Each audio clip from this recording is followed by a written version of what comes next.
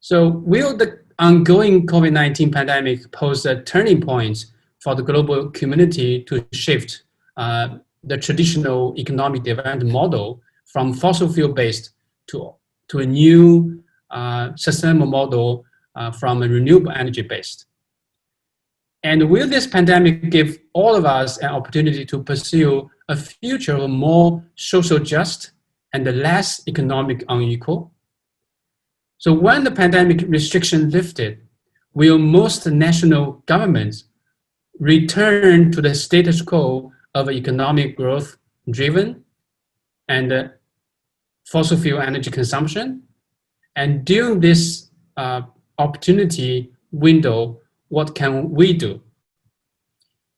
So I hope this first episode of this series webinars may encourage us to think big and act determinedly to tackle the pandemic and other societal issues resulted from the pandemic. We may have to increase our mutual understanding, as I mentioned before. On top of that, healthcare sector can be prepared for the future challenges by actively participating in the mainstream policy making, such as clean air policy, such as energy policy, and energy transition policy. Actually, that healthcare do big and engage more can contribute to a more sustainable world and a more sustainable future. So I want to leave there. I want to have a more engaging discussion during this webinar. And from the first one, we will present more topics related to the regional issues and related to the green and the sustainable recovery and also the pandemic resilience. So Renzo, I give back the floor to you. Thank you very much. Thank you very much, Ang, for those words of wisdom, for your reflections, but also the questions that you posed to the group. It's important to already start thinking about what's next after COVID.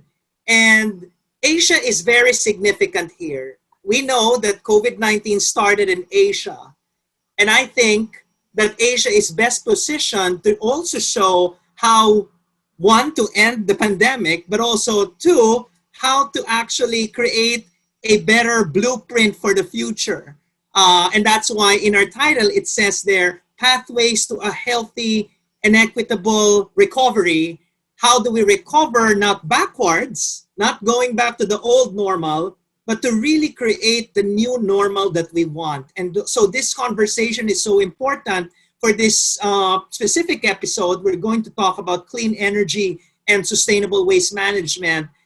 For the subsequent episodes, we will be tackling other important topics under this umbrella concept of healthy and equitable recovery. So thanks, Ang, for that. And now we will proceed with the presentations first of our panelists, to be followed by an interactive conversation, Q&A. We definitely encourage our participants to ask their questions using the chat box. But before that, can we ask our participants to just say hello and mention from which part of Asia or even the world are you tuning in? We would love to know, the diversity of audiences that we have in the room. So please type in your name, your country rather, so we can acknowledge the countries that are represented in the room. So Philippines, of course.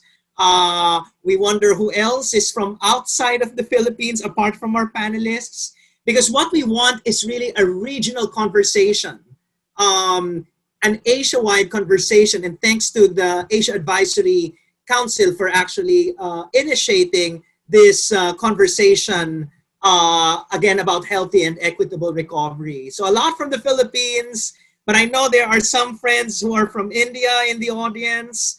And I wonder if there are other people from other parts. We have a friend from Nepal as well, from China. So we hope to see more countries being written in the chat box. Of course, hello to Dr. Purnima Prabhakaran from the Public Health Foundation of India. And so, it's a very international conversation that we're having now. So let's proceed with the presentations. And our first speaker is Huda Jaffer.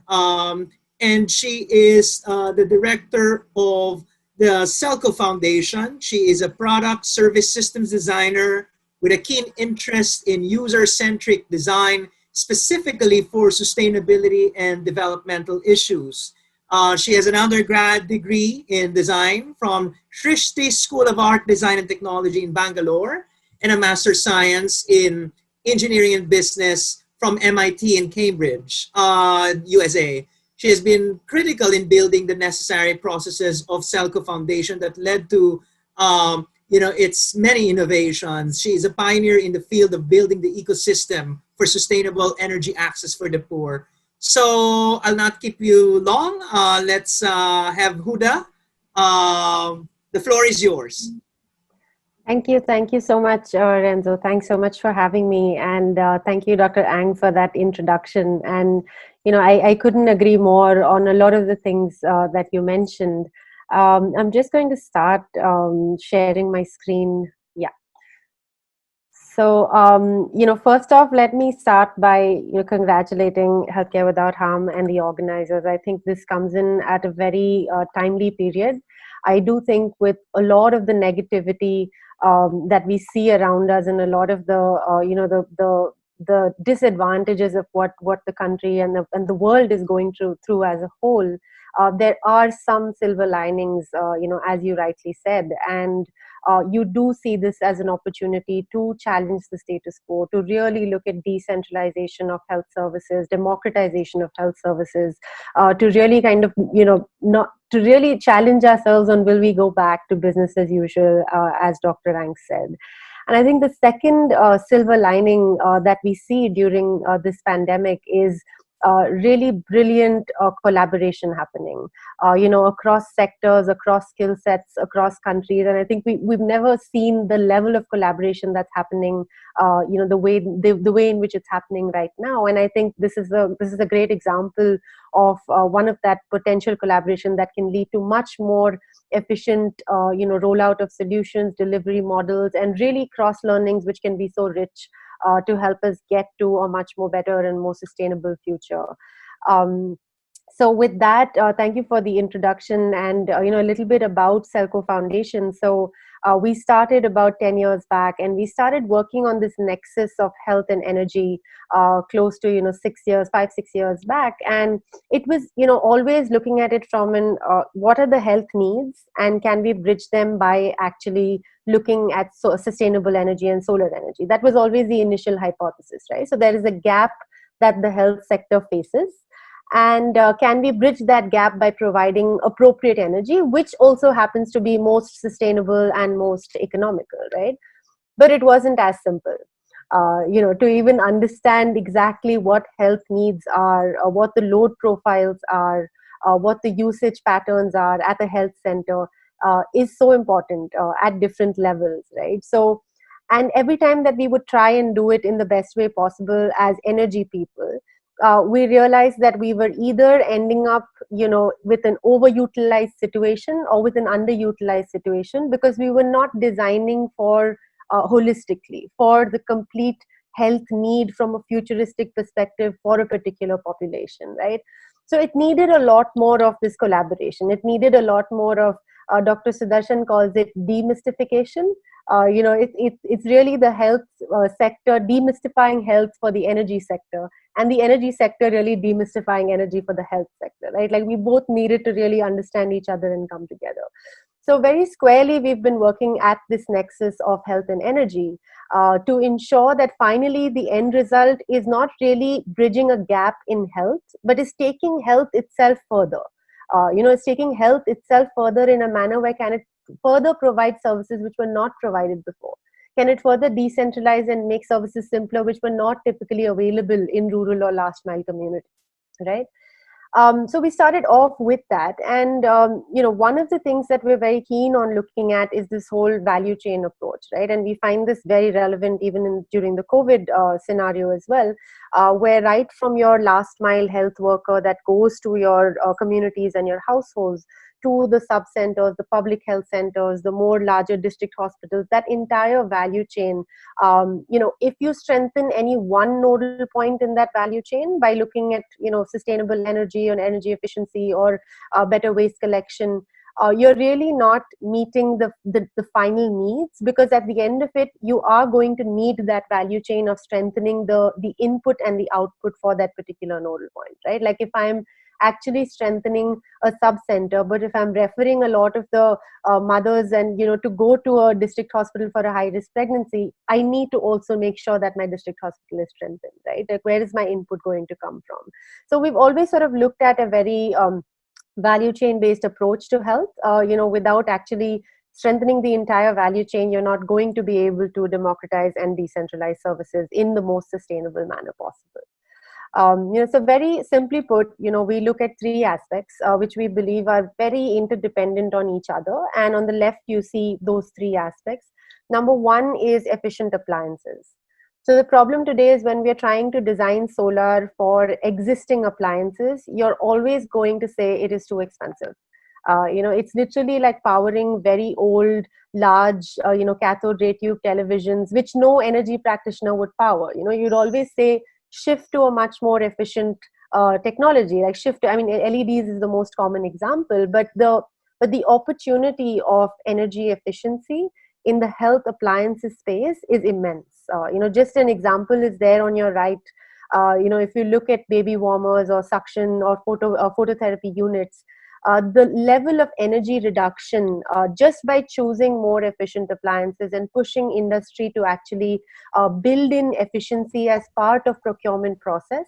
And also by pushing, by doing that, you're also pushing industry to innovate more on more efficient appliances, right? Because generally efficiency is never a criteria to select.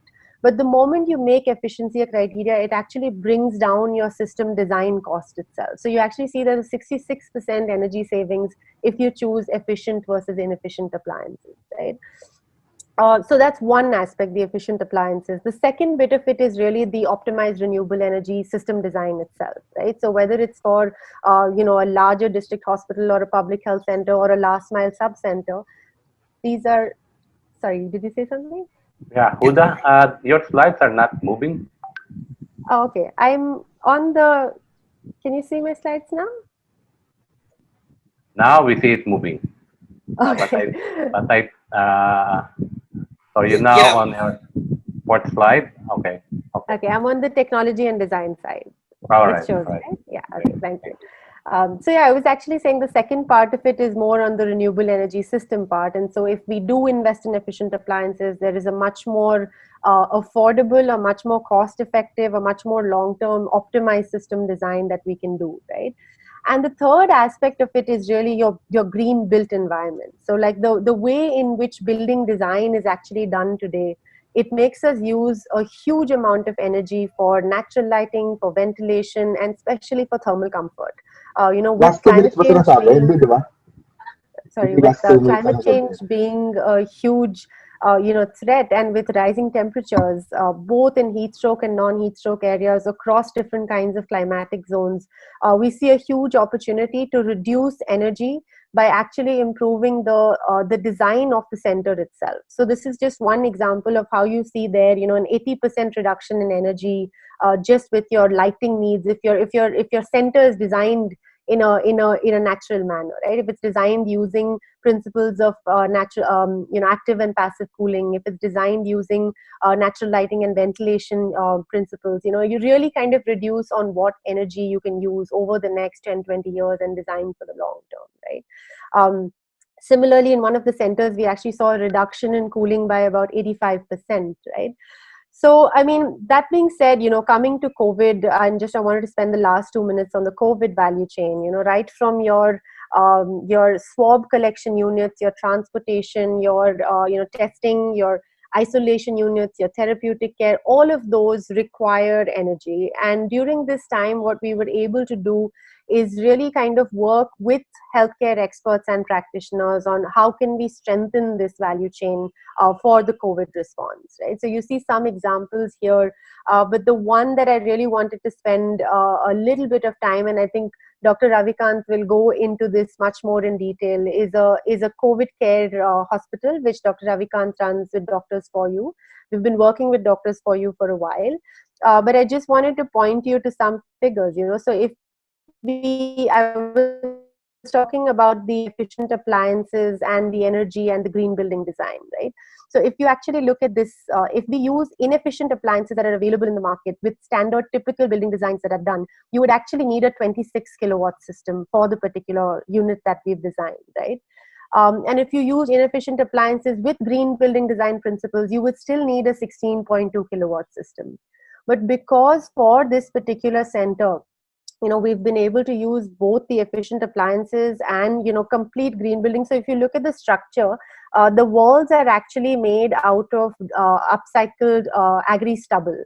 So it's actually agri stubble units. It's a complete kind of cradle to cradle material that is being used even to build the hospital, right? And you need so much, it's basically a 12 kilowatt system that was needed as opposed to a 26 kilowatt because you inbuilt energy efficiency into it, because you inbuilt green building design into it. So it really reduced the system design. And overall, if you see, it's about close to 58.34, close to 60% energy savings overall within the building design. So, just to end there, if you can extrapolate this figure, right now governments and practitioners are in this mode of really expanding health infrastructure and investing in health infrastructure in response to COVID, as well as to build long-term resilience of communities.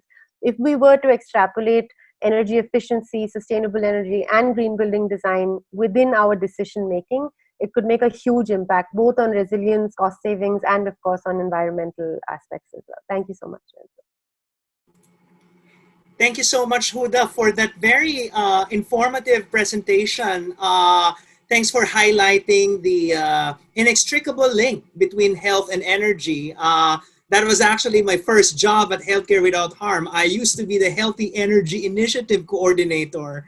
And so I'm really glad hearing that very simple yet powerful framework that brings together health and energy, two things that we tend to not really think about as, twins or as very complementary, concepts. And also your emphasis on the whole package. It's not just about renewable energy. It's not just about efficient appliances. We need the whole system to be working together. And maybe later on during the question and answer, during the conversation, we can dig deeper into these several issues. So thank you, Huda. Now I want to, and we're still with India, we now want to hear from Dr. Ravikant Singh, who will be sharing some very concrete case study on how health, energy, and COVID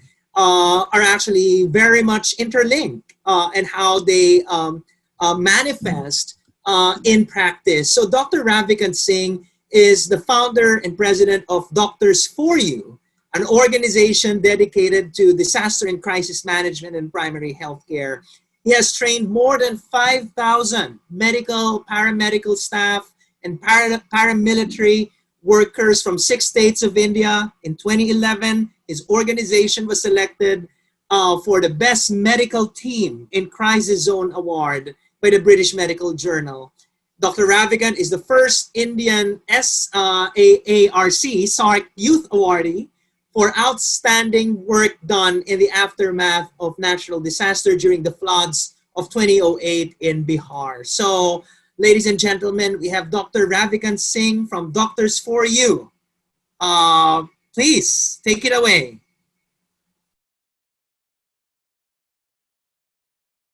Thanks, Ranjo, and thanks to Healthcare Without Harm for inviting me. So, as Huda said, we are working closely with Selco Foundation since last almost more than 3 years now. We mutually learn a lot, because we as a doctor, we don't worry about the energy thing, but when we interacted with Selco, then we understood the importance of solar energy and decentralization. And in fact, now this is one of the core theme on which we are working, and all our project we give this renewable and sustainable energy play a very important role. So you can see the corona spread of COVID in India, all across India, even our Andaman Nicobar Island, that is also now affected with COVID, and till now we have almost 1.1 million deaths and more than 6 million cases. So Doctors for You work across India. Currently, we are handling almost 2,000 COVID beds, and we are running 6 hospital, 3 in fact in 2 in Bangalore. The third one very soon will start in Bangalore only. We have more than 550 staff working on ground. Almost 70-80% of our staff right now is working on COVID only. So you can see because of the COVID, other non-COVID work definitely hampered a lot, especially the tuberculosis and other maternal and child health and malnutrition related work. So now coming to sustainability and why we have to think about sustainable solution is we are running so many operations across India, and we are finding the running cost is very high. As you know, sometimes we have to spend more money on the PPE kit of the staff than his salary.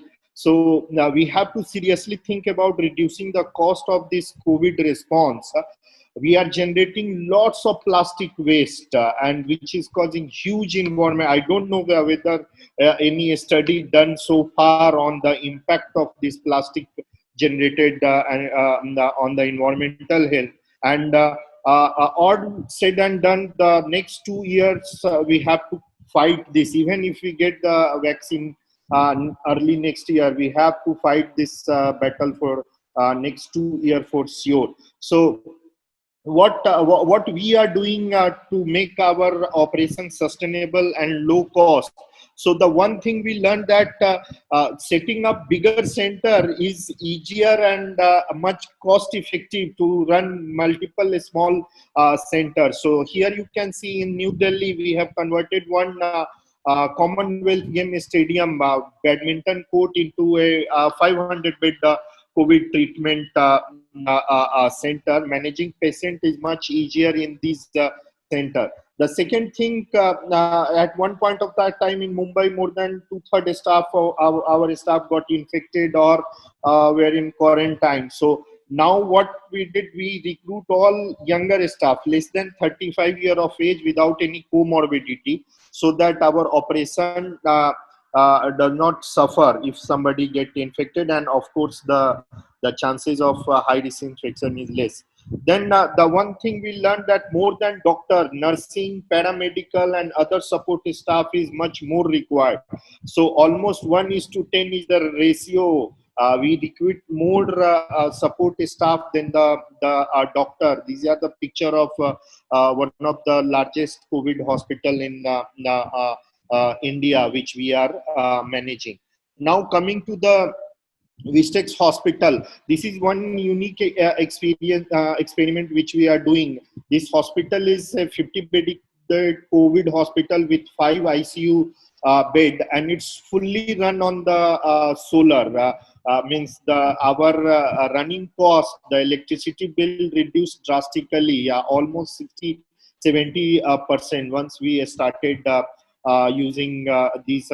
All our like even in ICU and the most important laboratory, earlier we have we are located in rural area, so because of large fluctuation in the grid electricity, many times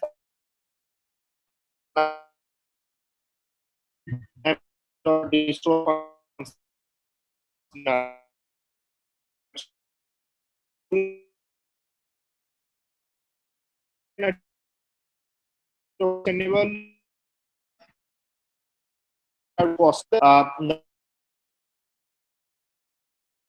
rural area, we don't have biomedical waste disposal. So this is one local, in India we call it jugaad we did. So we have converted one drum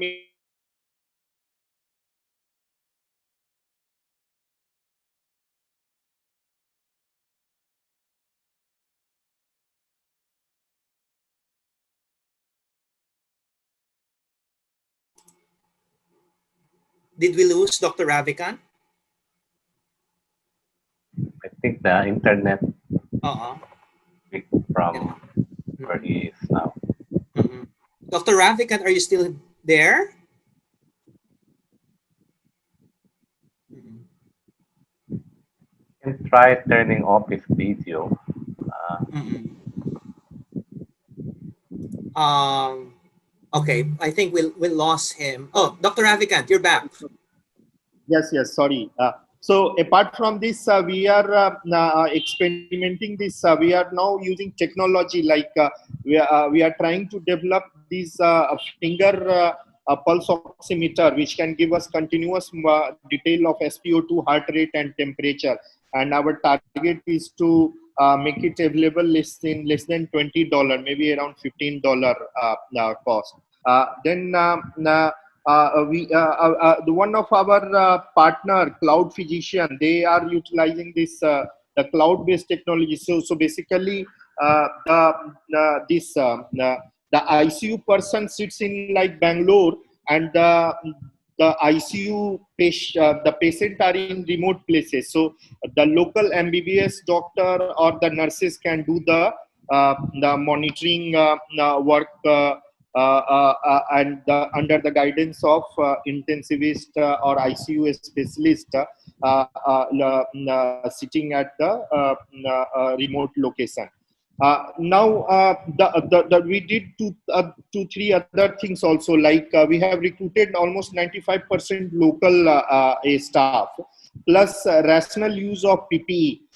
We use full PPE only in the ICU. In other ward, we rationalize only those people who required full PPE. Otherwise, we try to. The most important is this mask, face shield, and glove. These three things are, and of course, maintaining social distancing. These three are the most important things which we are doing. Then this apart from the this Dr. Ravikant? Yes. COVID, can you hear me? Yes, we can hear you. Can you just share your slides again? Oh, एक second. Oh, just hold on. Mhm. Awesome. Thank you. So these are the slide which I have shown. I think you have saw this, na? Yes, we did. Yeah, we did. Then the biomedical waste. Then this is the SpO2 which we are piloting. Then this technology, the cloud, with the help of cloud physician, we are managing the ICU patient with the help of a specialist located in the remote location. Then the 95% local staff, rational use of PPE. Apart from the COVID, we have to think about non-COVID also. Lots of the cancer patient, TB, tuberculosis patient, then the malnutrition and other project, they are seriously hampered. So now we are planning to start those. In fact, most of the things we have started, and thanks to Selco Foundation, they have constructed one small building. So we are simultaneously running non-COVID services also apart from the COVID. Our future plan is to develop this local oxygen production plant, because in India we are facing shortage of oxygen supply. Like after the lockdown is over, now the industrial demand for oxygen has also increased, as well as the oxygen demand for the patient. So in future the situation might worsen. So we are trying to develop this on-site oxygen production plant. And for the immunization, the vaccine for COVID come by early next year. So we are also trying to develop modular solar-based COVID vaccination center. I'm working on this, and probably with Selco Foundation, we will expand these services in India. Few things which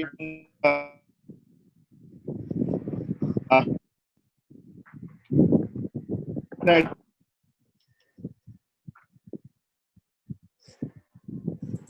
I think we lost Dr. Ravikant again.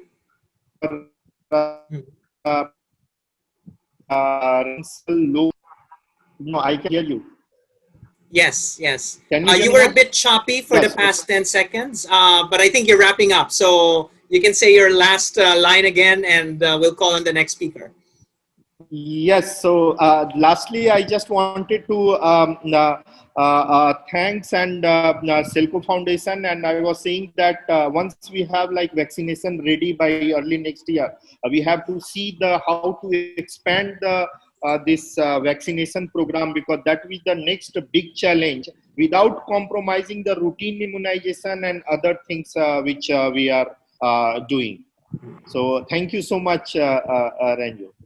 Thank you so much, Dr. Singh, for sharing with us your innovations. When it comes to vaccination or PPEs or and many other aspects of healthcare provision. We would like to hear more later during the Q&A about some of the challenges that you've encountered in implementing this innovation. So now we'll shift gears, and I would like to call on our third speaker, Bo Bacongis. And she is a Filipino environmental activist with more than 2 decades of advocacy experience. Her first job in the area was as a science researcher for Tanggol Kalikasan, which is the environmental law arm of Haribon Foundation, where she worked with communities from different parts of the Philippines dealing with a variety of environmental issues, including logging or illegal fishing, quarrying, and other environmental justice issues. She then became the advocacy desk officer of Haribon, where she, along with partner organizations, pressed for the passage of the Clean Air Act and the Ecological Solid Waste Management Act. She joined Greenpeace in 2000 as genetic engineering campaigner and then toxics campaigner in 2005. She took a break from campaigning. She studied permaculture, design, and earth architecture at the California Institute of Earth Art and Agriculture. And then concurrently, she sits at the Global Alliance for Incinerator Alternatives, or GAIA, Asia Pacific Plastics campaign, and break free from plastic Asia Pacific as well. So a lot of a variety of rich experience in environmental advocacy, and we have Bo Bacongis to share with us about the issue of plastics and waste generation in the time of COVID-19. Bo, please, the microphone is yours. Thank you, Dr. Renzo, and thank you to Healthcare Without Harm, as well as the Asia Advisory Council, for giving me this opportunity to share the information we have, the knowledge we have on waste generation, especially at this very unique time in our life. So let me introduce first Break Free from Plastic. It's a movement composed of more than 8,000 members all over the world. They're from different either organizations, networks, individuals who believe that we can solve this, we can reverse this plastic pollution problem. So the vision of BFFP is to achieve a future free of plastic pollution by shifting the narrative. We know that the narrative today is controlled by the corporations, the petrochemical and the oil and gas industries.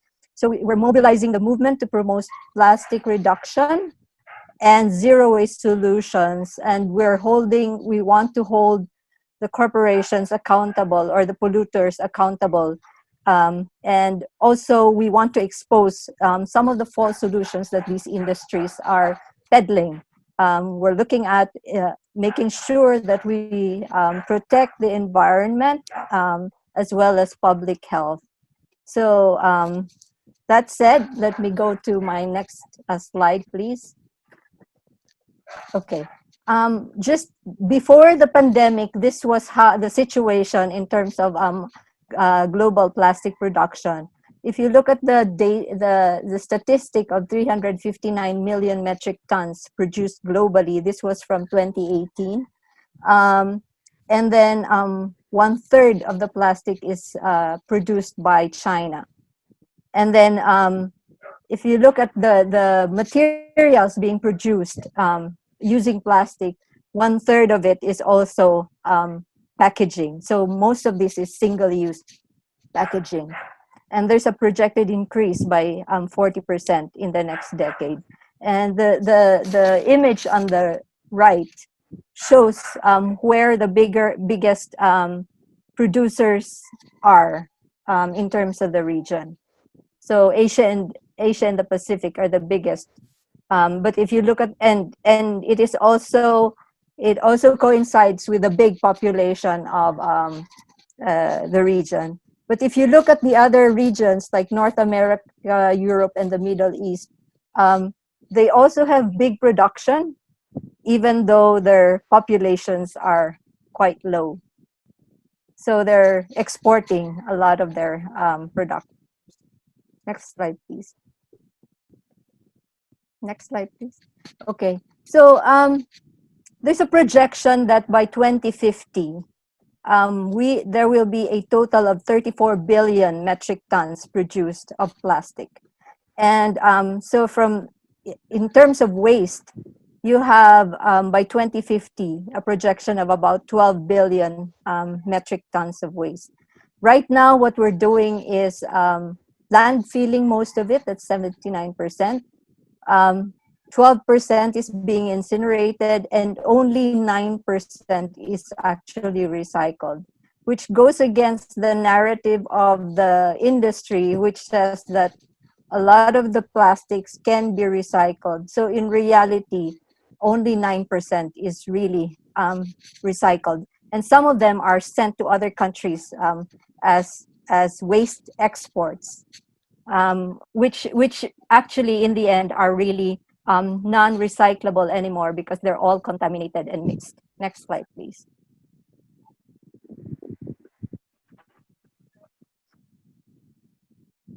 Okay, this statistic is from Wuhan. So pre-pandemic, they had 40 tons of medical waste per day. But at the height of the pandemic, they recorded 240 tons of medical waste per day. And then the capacity of Wuhan to handle medical waste is 50 tons per day. So what Wuhan did was to quickly build some incinerators, small-scale incinerators, some 30-ton incinerators in a few places.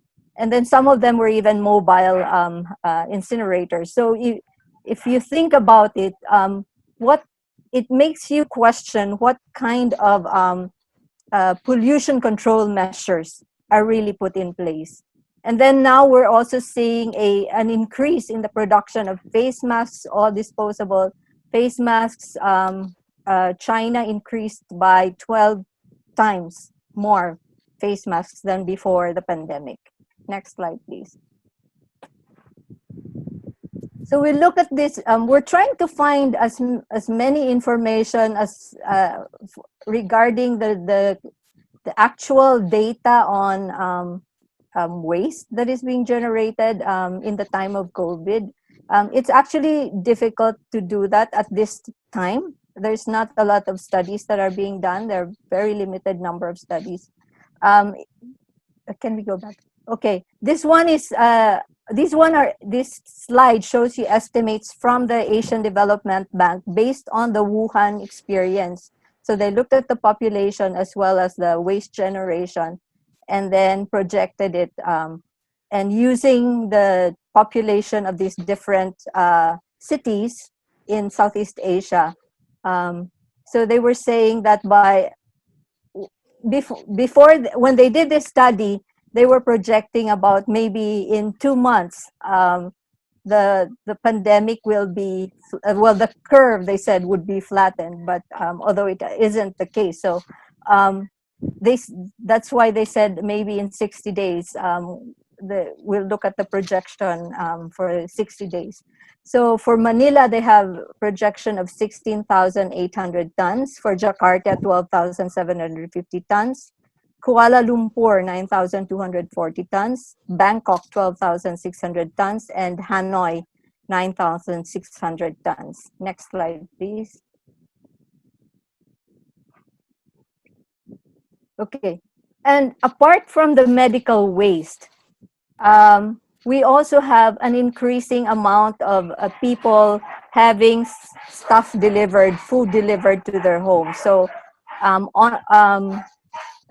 e-commerce and online services is increasing, and that is contributing to the waste generation. So like Hong Kong reported a 2.2 times more disposable plastics from takeaway packaging. China said there was an increase by 25% in deliveries between March and May. And in Thailand, this is from the Thailand Environment Institute, they say there has been a 15% increase in packaging from food deliveries. So for Bangladesh, this is not all home deliveries, but a mix of all waste generated during the pandemic. Our member in Bangladesh did a study, and they reported 14,000 tons of pandemic waste in just 1 month. Next slide, please.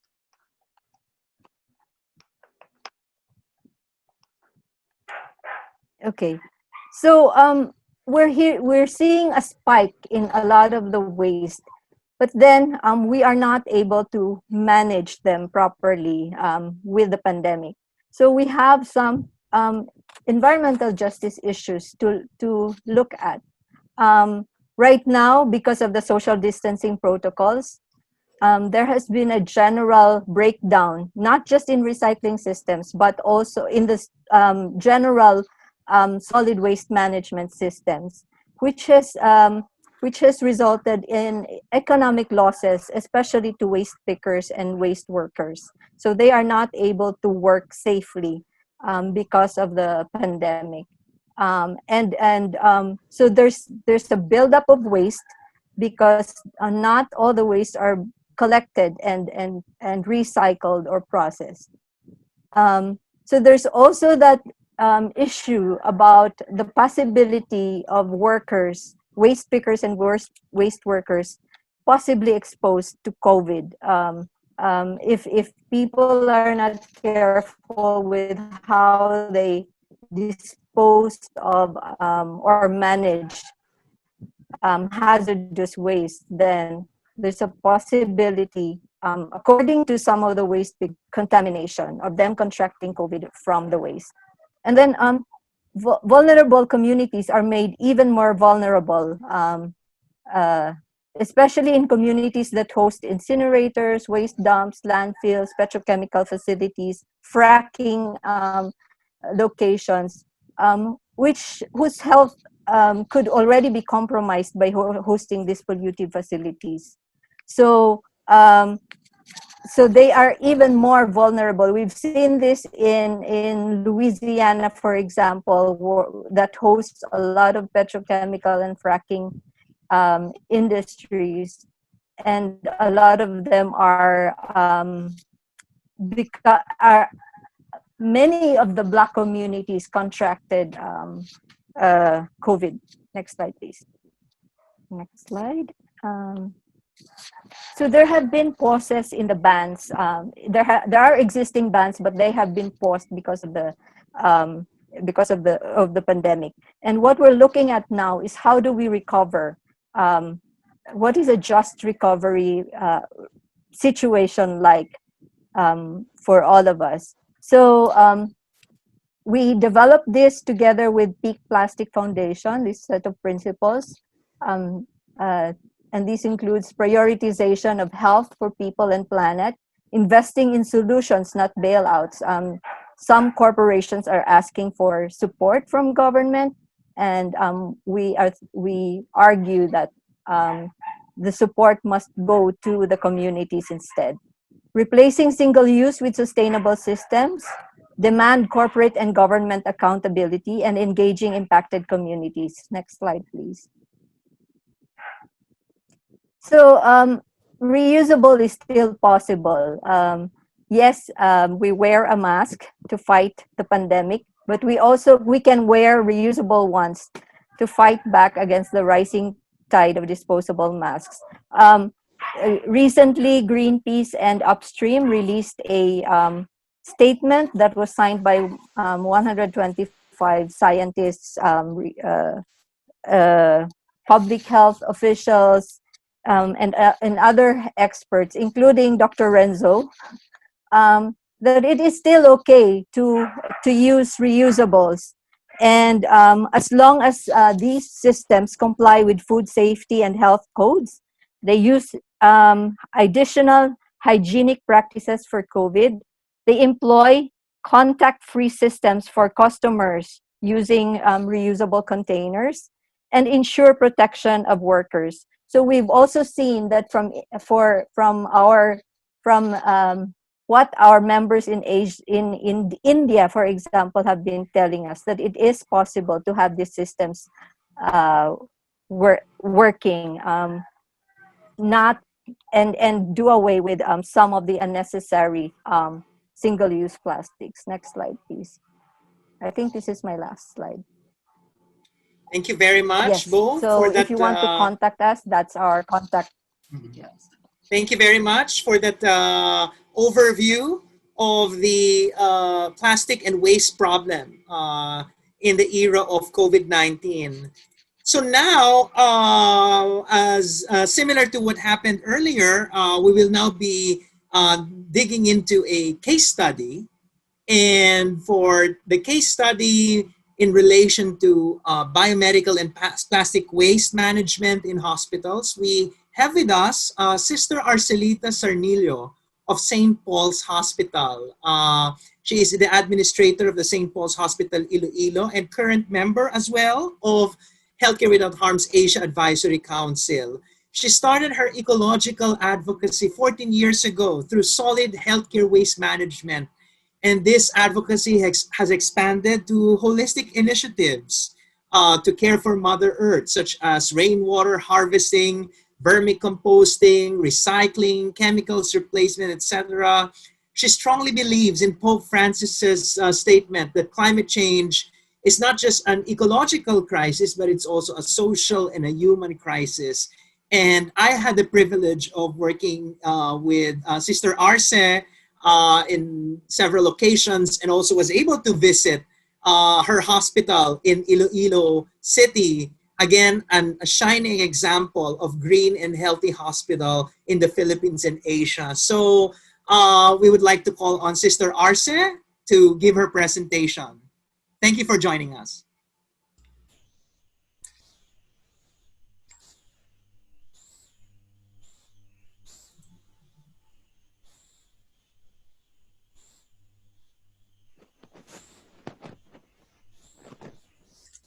Okay, so thank you, Dr. Renzo, and good afternoon and peace be to you all.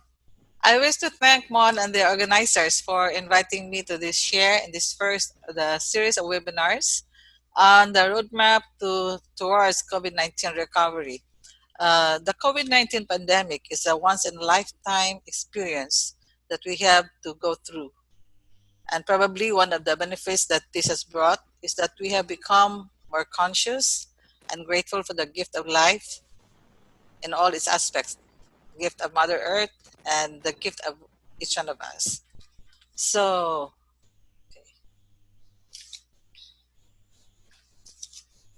so the Philippines is now the COVID epicenter in Southeast Asia, with a current count of more than 310,000 recorded cases, as compared from the 43 cases that we had in March 2020. The COVID-19 pandemic has badly affected the Philippine economy. The record low of 16.5 GDP compared to the same period in 2019. Many establishments are struggling for survival, including the hospitals. And probably this is the biggest collapse that has happened in our economy since the World War II. So that's really very scary. So the challenges that we have experienced, especially in the hospital, we have the decreased volume of patients, decreased utilization of services, decreased paying capacity of patients because many establishments have closed up, many have become unemployed, and poverty is really on the rise. So decreased revenue on the hospital, and we are also faced with a dwindling supply of PPEs. And just this morning, we had our meeting with the city mayor, and he was really asking or pleading also for help with regards to PPEs to supply in all the hospitals here in Iloilo, both the government and the private hospitals. And of course, with that, we also have the increased operational cost on logistics because we have to install HEPA filters and other gadgets in the rooms, the increased use of the PPEs, cleaning and hygiene supplies, the alcohols and all these things that we have to provide to our patients and even to the visitors who come in. And also the increased downtime of employees who get infected by local transmission. Actually, we have observed that more transmissions are in the community, and this being brought to the hospital. And with that, it results to the decrease of manpower to take care of our patients. So my presentation will be a walkthrough of what we are doing here to address the challenges. Of course, we had the COVID-19 in March. And so actually what the first thing that we thought to just to protect ourselves was the use of plastic raincoats. And then we bought some disposable PPEs, but already we thought that we cannot sustain with that kind of process. So we thought of something that can be more sustainable, and we thought of this silver taffeta cloth for sustainability and economy. Also, at the very start, we had cloth masks in sewn, and we distributed them to our staff, 3 pieces each. And just to address the scarcity of supplies, also we insert the surgical mask just to filter, insert it to the cloth mask, and so we ask them we can just change the surgical mask weekly, but then they can wash the reusable mask every day for the use. Actually, we only use the N95 or the most the, the stronger or the N95 mask in the COVID areas in the ICU, but otherwise in the other parts of the hospital, we use the reusable mask, the cloth mask. So we observe proper segregation of the used PPEs after doffing. So we have the different containers for the shoe cover, the head cap, the goggles, and the soiled linen. And reprocessing of the washable PPEs, as recommended by Dr. Jorge in the webinar last April, it was recommended that the specific decontaminant is 10% is sodium hypochlorite. So we can decontaminate the PPEs, use PPEs by spraying first with 10% sodium hypochlorite before bringing them to the laundry. And in the laundry, we also use, again, 10% sodium hypochlorite with detergent, soap, and water. Then rinse with water. And let it dry in the sunlight and the air. Right now, our average PPEs used in the hospital is about 300 sets per day. And, okay. So had we continued the use of disposable PPEs, we would spend almost 9 million per month, because if we cost the disposable PPE at 1,000 per set, and we use 9,000 sets per month, so it would be about 9 million. But because of our reusable PPEs, Then we only, with 1,300 pieces that we have current stock, we cost it only at 500 pesos. So we only spent 650,000, a saving of 8,350,000. And we have used these reusable PPEs for the past 5 months. Another concern for the disposable PPEs is that they generally contain plastic materials which are very toxic to the environment. And the other thing that would come with that is, again, the disposal of the PPEs if we use the disposable ones. So the projected cost of PPE for disposal, it would have been, because per set of PPE would weigh 250 grams, and we're paying 60 pesos per kilogram of infectious waste. So with our reusable PPEs, we save 135,000 per month because we don't dispose any PPE. And we intensified our waste segregation with the color-coded trash bins. So decontamination of waste garbage is sprayed again with 10% sodium hypochlorite before transporting to the material recovery facility, or MRF. And our infectious waste are being autoclaved, and we dispose them to the general waste. So less collection for the infectious waste. The used dialyzers and dialysis tubings are autoclaved also and are returned to suppliers to minimize expense on infectious waste. We have made arrangements to our suppliers of the dialysis samples, and they have agreed to collect them as they deliver the supplies. Then they also collect the waste. So in the COVID area, we have an average waste generated per day. For the infectious waste, that would include the wrappers, gloves, and masks, it's only about 14 kilos. Then plastics, 2.4, and the 2 kilos. So actually, we reduce about 30% of our waste by using the reusable PPEs. So the waste management income and expenses, comparable of the 2019 and the current year. Last year, we had an income of 270,000 for our recyclables, but our expenses for the infectious waste was about 3.7 million. So we had a net deficit at 3.5. Now this year, you can see that we only had a 101,000 income, an expense of 319. So it's just about 10% of what we spent last year for the collection of infectious waste. The reason for the decrease in the income is that we use some plastic containers for the garden plants, as you can see in the picture. Okay. Last January, we conducted a waste audit, and the results showed that 65% of our plastics are from the non-medical items, like the PET bottles. So, and also last year, we also conducted an energy cooling audit, and we have now started to shift to aircon units with inverters, and also to shift to LED lights, again, for sustainable energy also. And we have been featured in some newspapers, both in the local and national papers, for our advocacy on healthcare waste management. Okay. Other initiatives for sustainability is that we installed water fountain at the canteen, and we plan to install more of this in the different areas of the hospital. Also, to minimize on the use of disinfectants like the alcohol and other sanitizers, we have installed hand washing facility at the entrances and other strategic areas of the hospital. Okay.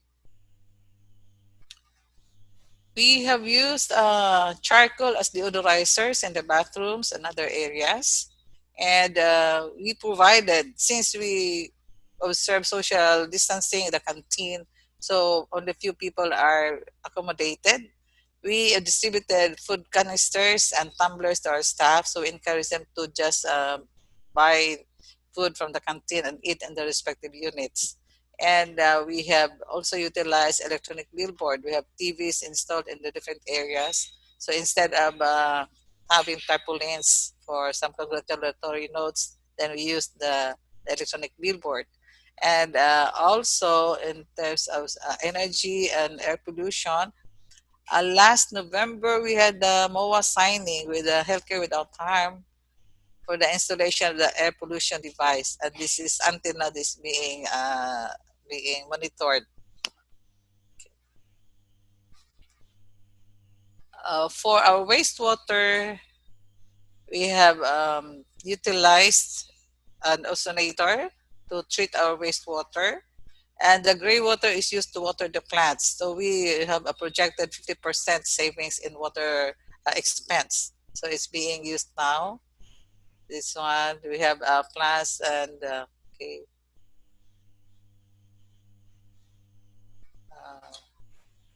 So we have all these plants so for greening and sunlight shielding. Okay. Okay. So these are some of our initiatives for the greening the environment. We hope to be the first green hospital in Iloilo. Sister? Okay, so thank you. Yes. Thank you so much. Thank you, sister, for that very inspiring story and with all the vivid pictures, which, as I've said a while ago, I had the privilege to see firsthand. And I hope that maybe after this pandemic, more people can visit your hospital. Yes, sure. You're all welcome. See your garden, see your, again, the different innovations that you've implemented in St. Paul's Hospital. So now let's invite again all the speakers, the panelists, for a conversation.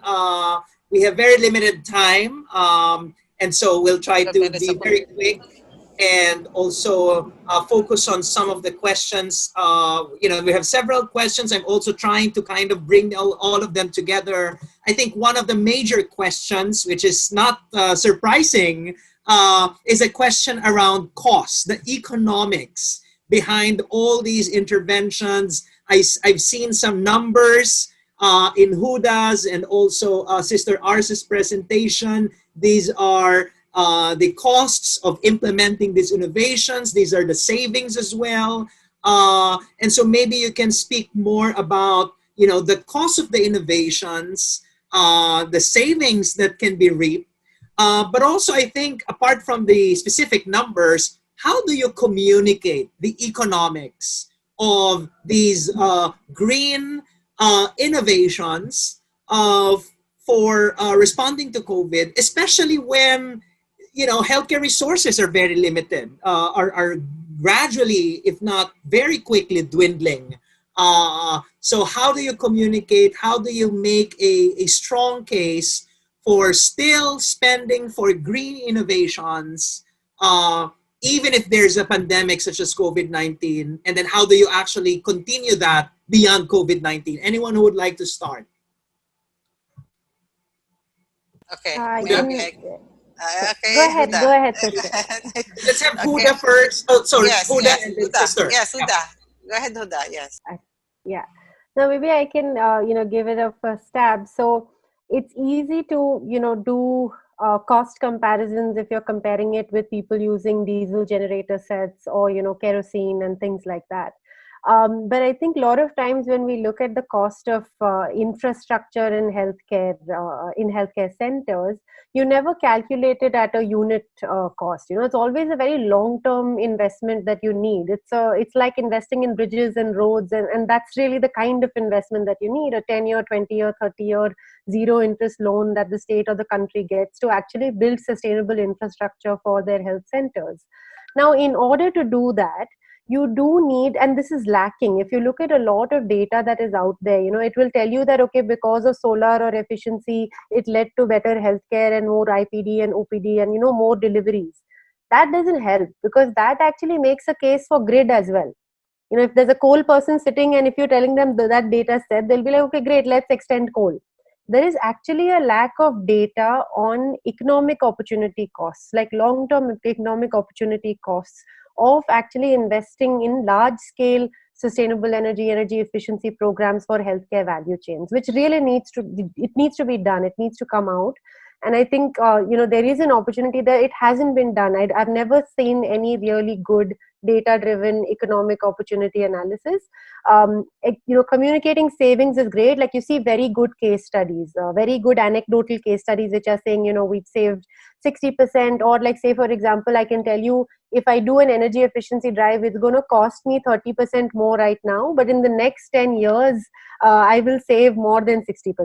So I can tell you figures like that, and those are like back of the envelope. But if I have to look at it at a large scale of, like, say, an ADB or a World Bank to come in and invest in these programs, which is really what is needed. I mean, philanthropy can only do so much, but I think really if we have to move the needle, you need those kind of economic modeling happening, which also captures the cost of inaction and the cost of disaster, right? Which that's the only thing that will work in pandemics and in disasters. So I think that modeling, there is an opportunity to still work. Right. Let's do it. Let's do the economic evaluation and what I'm hearing from Huda, full cost accounting. It's and also how to think like a bridge builder or someone who builds long-term infrastructure, which is again a 180-degree turn from the way we budget in healthcare, which is annualized and tends to be very short-term.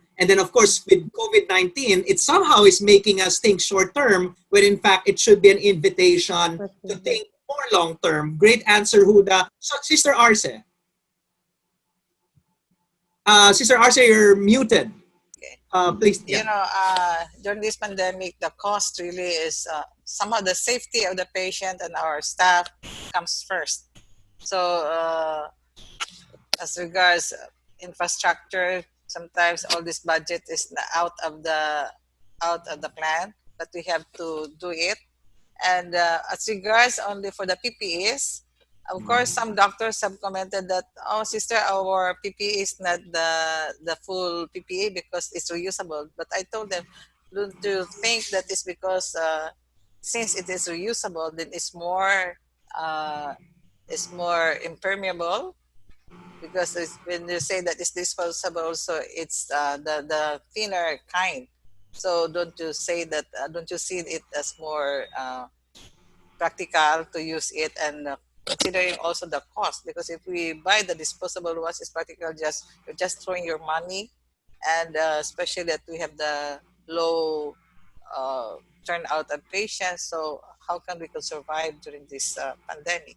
So little by little, they're able to understand the situation and accept and adapt, and they're happy about it now. Thank you, Sister Arce. I've noticed in your slide, 8 million peso savings. Yes. Because of that shift from disposable to reusable. But of course, I think there's a question about how do you balance economic, environmental, but also public health, medical imperatives. Maybe some people are asking about can it really prevent infection spread among health workers? What do you say to that? And maybe Dr. Ravikant, I can't remember if your healthcare system is using some of these reusables. How are you balancing those imperatives, public health, economic, and environmental? I think Sister Arce would just like to say something, and then I'll go to Dr. Singh. I don't think there's a problem with the public health, because we are observing the proper process of decontamination as recommended by Dr. Jorge. And I think all our decontamination process is really in place. And so far, the past months that we have been using it, we never encountered any transmission or any infection among our staff. So we believe it is doing well. Thanks, Sister. Dr. Singh. Yeah, so this is very good question somebody asked regarding the safety of the health worker who are using these the reusable PPE kit or other option compared to the standard high cost full body cover PPE. So it need to be researched further. In fact, I was also looking for some evidence-based study comparing the standard like full body cover PPE versus what experiment Sister Arcel is doing, or in fact, in my hospital, what we did, like only in ICU we are sending a staff with the full air, but the area where the most of the asymptomatic patient or who are recovering already is completed 5-6 days. There, like you can see my gown. So now I always use the simple gown, and I prefer to take full shower after coming out of the COVID ward, then wasting one full PPE kit and generating so much. And when I know that I'm not going to that risky, very like aerosol generating area in the ICUs. So that's how we are coping. In fact, the face shield, I can show you our face shield. We have we are using reusable face shield. And we wash them, because what is the meaning of throwing away those face shield? It can be used, and in fact 10% hypochlorite is too high. Even if you use 1 or 2% hypochlorite, that is more than enough to kill. Or forget, even if you don't have hypochlorite, a simple detergent soap solution is good enough to kill the virus. So these are the you can see the thick face shield we are using, and in like such 50 face shield we are using for last 2 months. So we have to think about the economy as well as the unnecessary plastic waste generated, and we need to do. In fact, it's a great idea if healthcare without harm should sponsor or do some kind of a study comparing the standard full body cover PPE compared to the like cloth or the reusable what Sister Arcel is using. Thanks, Thanks. Dr. Ravi, and that looks a very sturdy face shield. If you can send some samples to the Philippines. But also, I'm just amazed at how hospitals are now becoming like factories. You've seen Sister Arce's hospital already producing their own PPEs. And Dr. Ravi, correct me if I'm wrong, you're actually making all of these materials in-house, or at least with a partner. So our hospital is like a small innovation hub. We are doing lots of innovation at a small scale.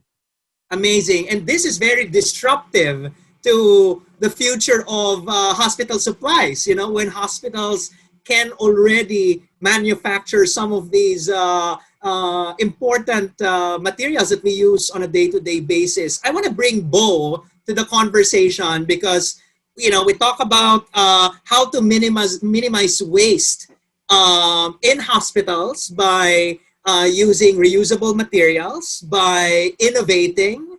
But of course, you only have 2 healthcare systems in 2 very huge countries, India and the Philippines.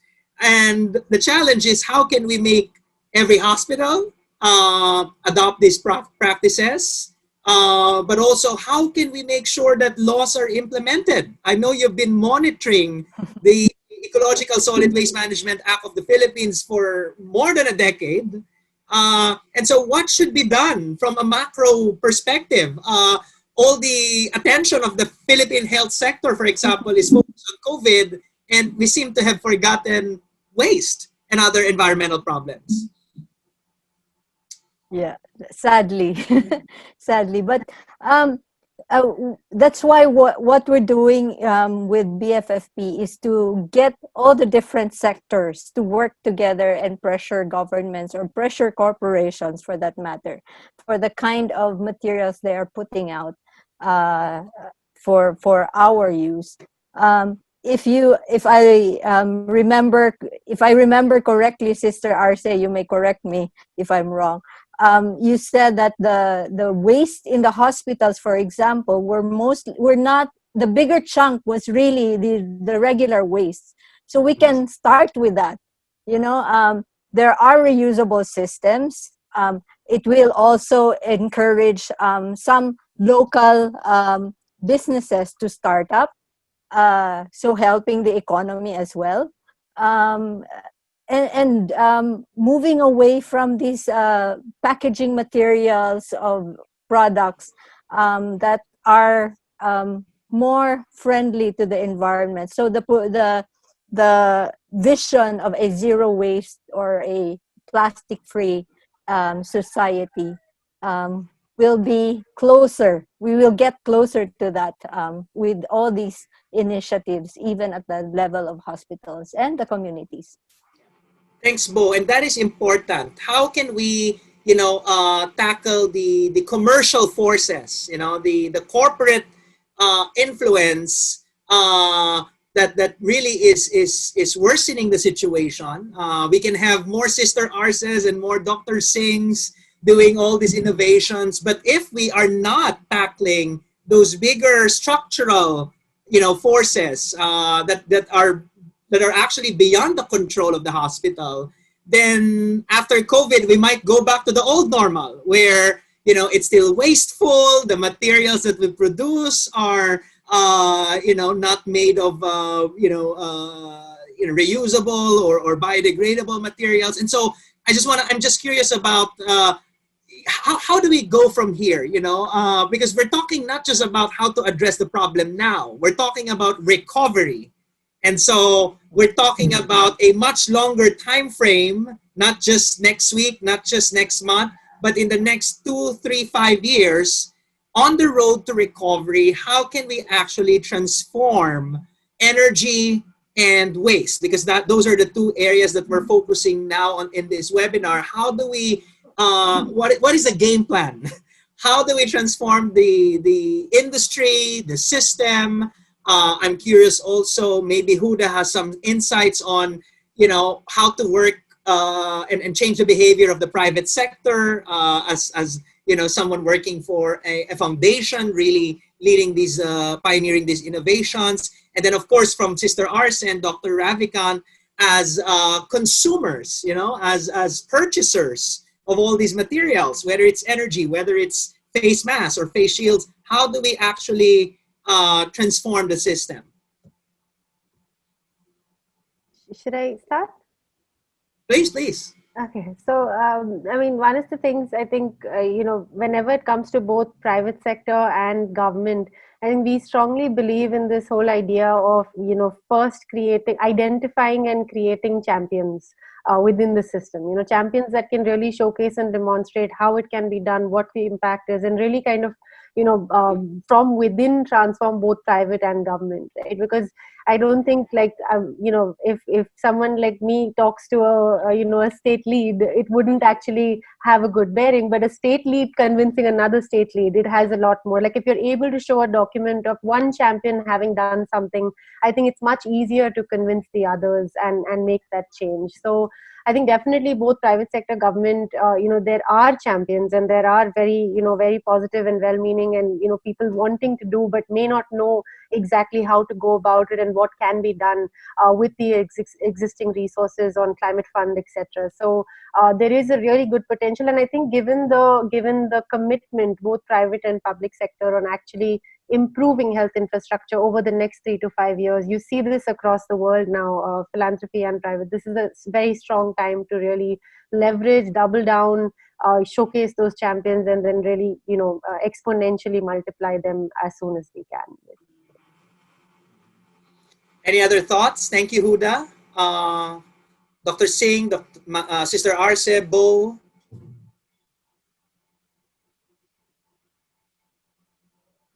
Ravikant. Yeah, so as Huda suggested, many people are not aware about all these things. In fact, I was seeing in the Q&A section, somebody asked about the district hospital. In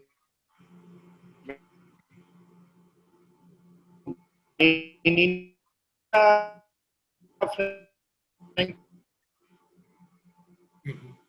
Dr. Singh, we're losing hello? you. Can you hear me now? Yeah, yes. You were a bit choppy, but maybe you could just say that last line that you said. So I was saying that the government is not so much pro for the to do some new innovation. So actually, if you see the role of NGO or non-profit sector is to innovate and then present it or showcase it to the government, and government should scale up such innovation. Like the one work, this total solar hospital which we did, all these things can be easily scalable, plus the use of reusable body covers which sister is using in Philippines. These are the very good. In fact, government is also striving. Almost all the state government is on the verge of ban corruption in India. Since last 3-4 months, they have not got any taxes. So we have to find the solution, and somebody need to push and show case that some evidence based that these are the solution, effective, cost effective, sustainable, and it's working on ground.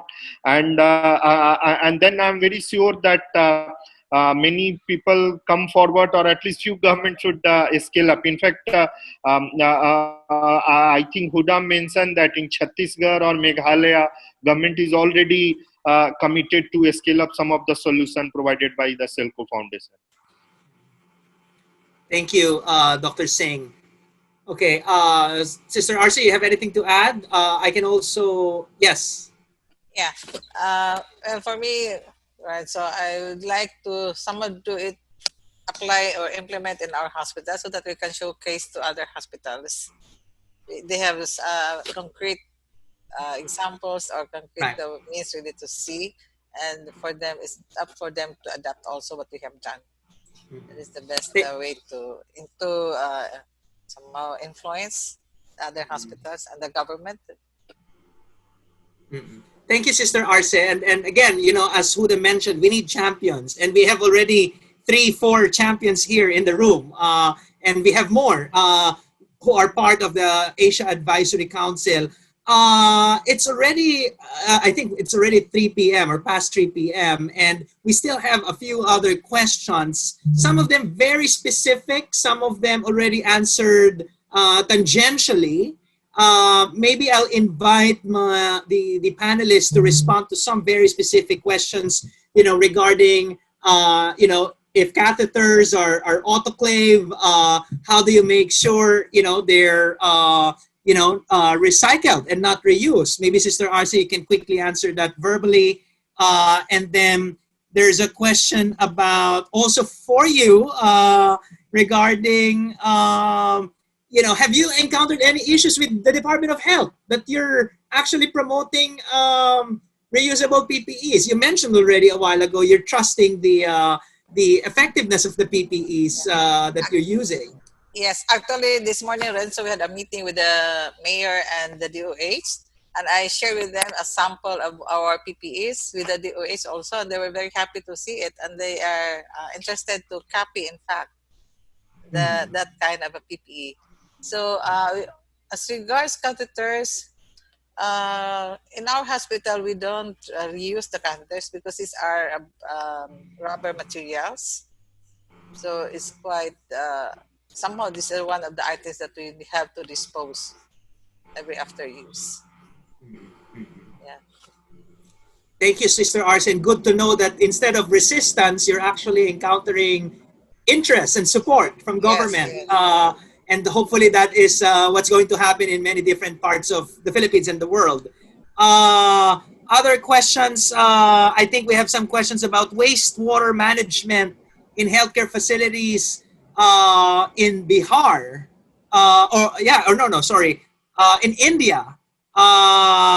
You know, they're built and expanded on an ad hoc basis. So how can we go ahead in India? I hope I was able to capture the question clearly. Renzo, again, if I can just share. Please, Sister, and then Dr. Singh.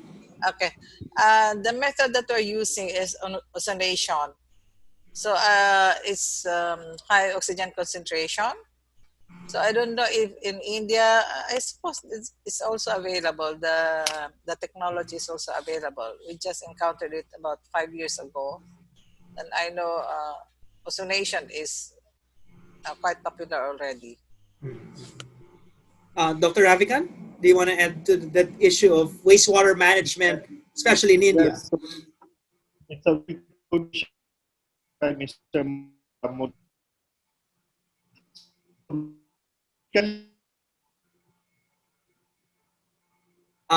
Dr. Singh, In you're India, everything is ad hoc. If you hello, hello. hello, We lost you for around can three you hear me now? seconds. Yes, we can Okay, hear so you.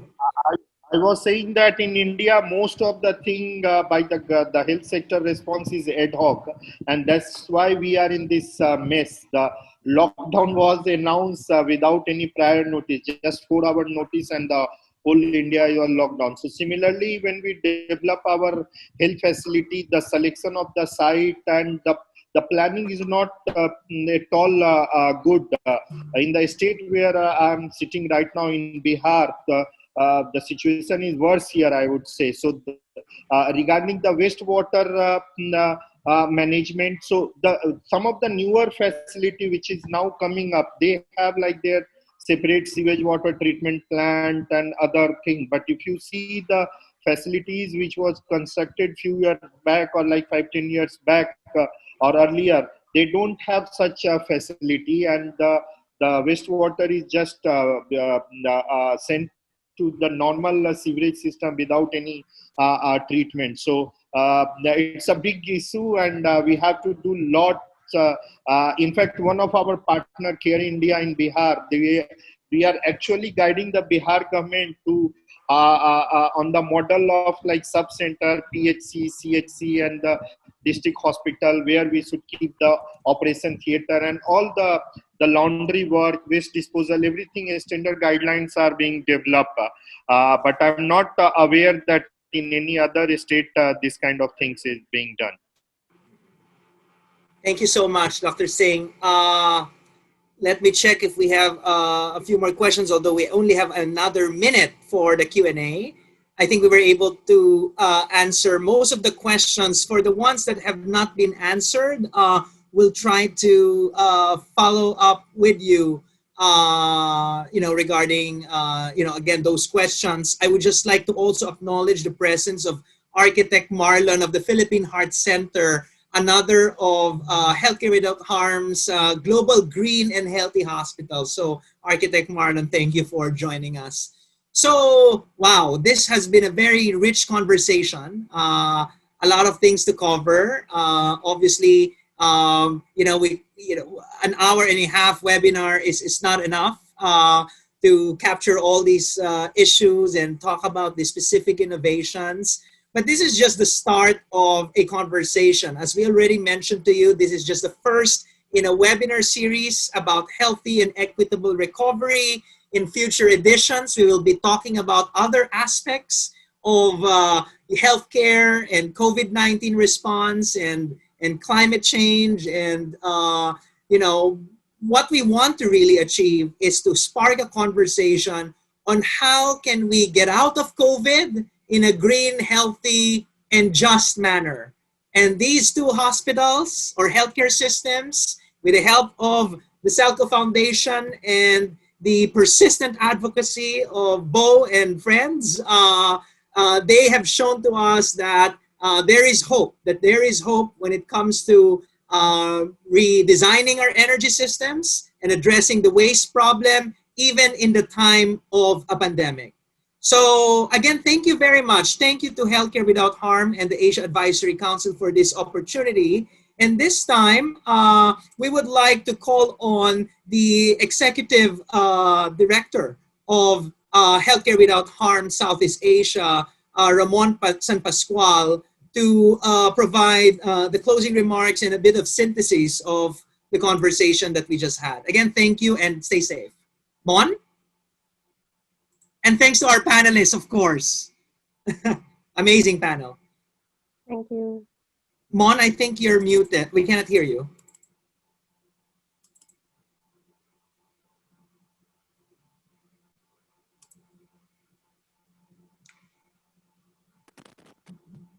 We can still hear you. About now? Yes, we can hear you loud and clear. Okay, sorry for that. Yeah, thank you for facilitating this great conversation, Renzo. I enjoyed it as much as I'm trying to take notes of the key discussions that we have, particularly that this is the first of the series of webinars boldly sponsored by the Asia Advisory Council. And I also have to thank Angsha, who has to leave for another webinar. He is our chair, but much more our resource person. And I'm glad to meet Huda for the first time, the Selco Foundation. And I hope we can work together in other innovations, as well as Dr. Singh, Doctors for You. We know there's a lot happening, positively going on as matter of solutions and innovations in India in the light of the COVID severe condition in your country. And congratulations and thank you for all the good work. And then, of course, to my Pinoy presenters, Bo, salamat. And of course, our prime innovator and champion of Green Hospital, and one of the best that we see as relentless, Sister Arce. The COVID-19 is overwhelming to many of us, but I think the innovation, the solutions that are provided in this particular webinar, supposedly on two key sustainability issues of energy and waste. But we went beyond that, those two key issues. But the solutions that you provided and the innovations that you have already done show to us that there is no such thing as an overwhelming condition, not even this pandemic, to make us just submit and surrender.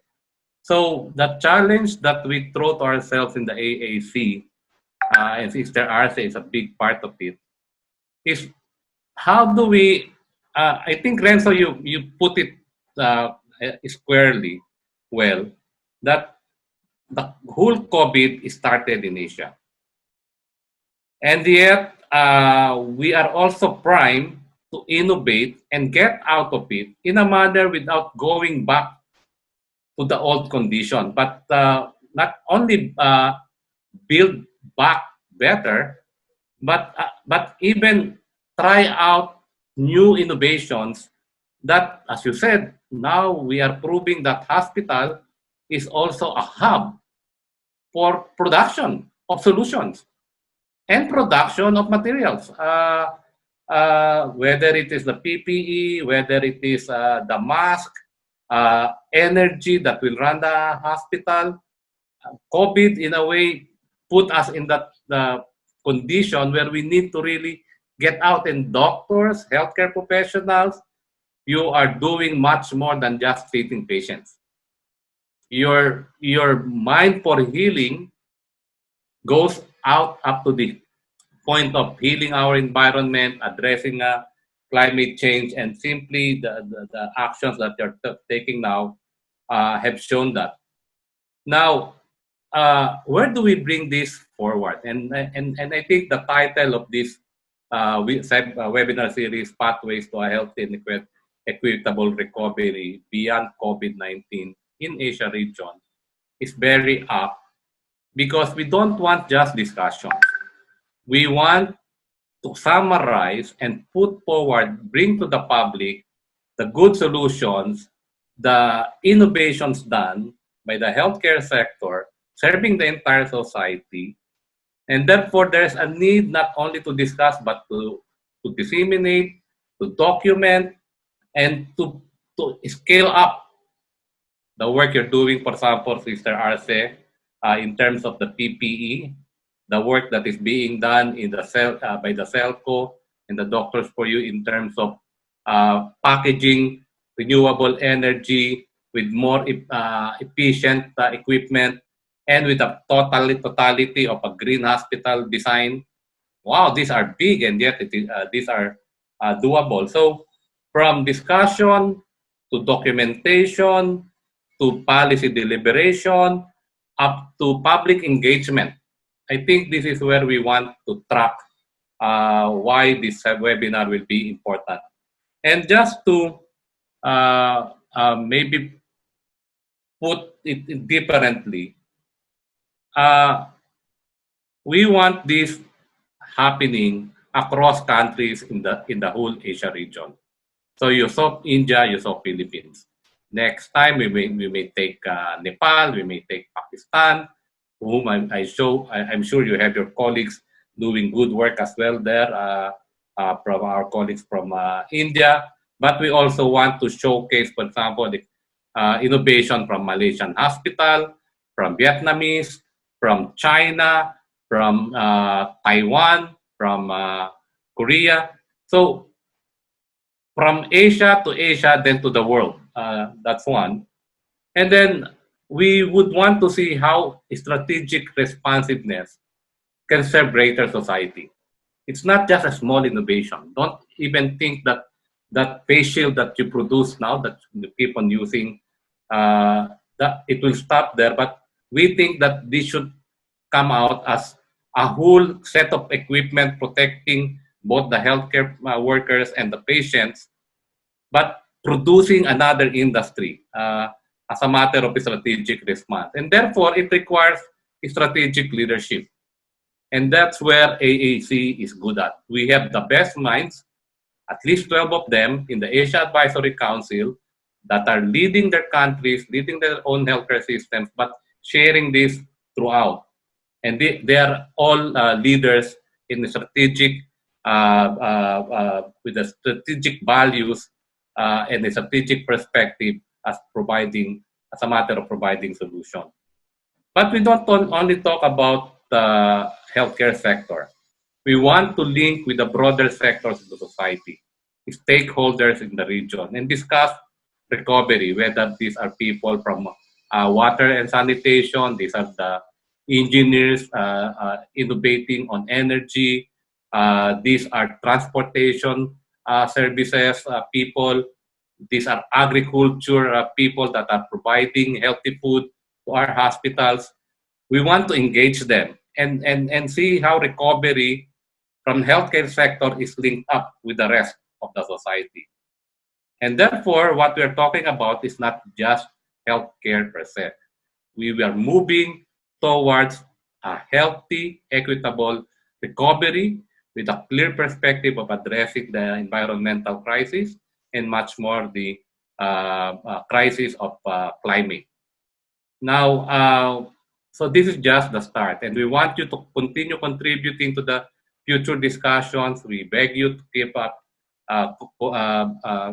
engaging with us in Healthcare Without Harm, with your own leaders in your own countries, from the hospitals and those that are promoting green and resilient healthcare. Let us address next, maybe it's in November, maybe it's in December, another forum, a different set of issues, but it's still linked up to the whole question of how do we move out from this huge COVID crisis to a better future in the Asia region. And healthcare is a big contributor to it. And thank you very much. I'm really glad how it goes, and thank you to everyone. Thank you, Renzo, and thank you to all the panelists and all the people who spent their almost 2 hours now in this webinar. And to my colleagues, thank you too. Thank you very much.